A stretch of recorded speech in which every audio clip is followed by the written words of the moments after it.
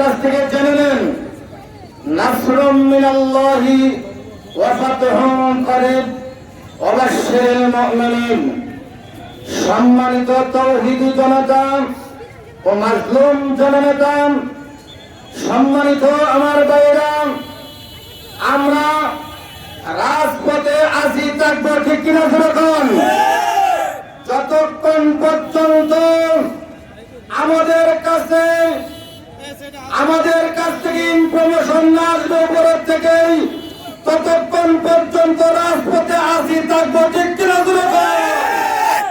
সম্মানিত ব্রাহ্মণবাড়িয়াবাসী এবং তাওহীদি জনতা, আমাদের হেফাজতের নেতা কর্মী বহু জন এখানে উপস্থিত আছেন, তারা বক্তব্য রাখবেন।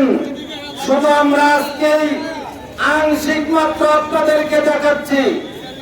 1 নম্বর কর্মসূচি হলো, আমাদের মিথ্যা মামলা যতক্ষণ পর্যন্ত নিষ্পত্তি না করা হবে, মাননীয় উপদেষ্টাদেরকে বলব, ব্রাহ্মণবাড়িয়ার মাটি ইসলামের ঘাঁটি, ব্রাহ্মণবাড়িয়ার থেকে দুর্বার আন্দোলন আগাম থেকে শুরু হবে। 1 নম্বর হলো, আমাদের হেফাজতের নেতা কর্মীদের বহু পাসপোর্ট আটকে দেওয়া হয়েছে, ঠিক কিনা দরকার। আমরা হজ করতে পারি নাই, আমরা বিদেশ যাইতে পারি নাই, আমরা হজ করতে পারি নাই, আমরা বিদেশ যাইতে পারি নাই।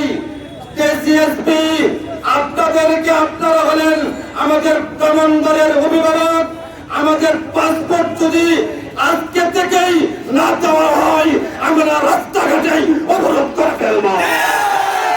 2 নম্বর কর্মসূচি হলো, আমরা হেফাজতের মামলায় দীর্ঘ 11 মাস জেল কেটেছি, ঠিক কিনা জোরে করে।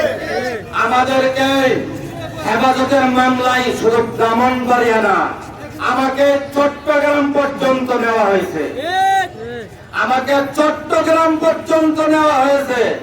চট্টগ্রাম নাকি আমি ওইখানে মামলা দেওয়া হয়েছে, গাড়ি ভাঙচুর করছি। যাই হোক, এই কথা আমি বলবো না, একটাই বলবো, আমরা রাজপথে আছি,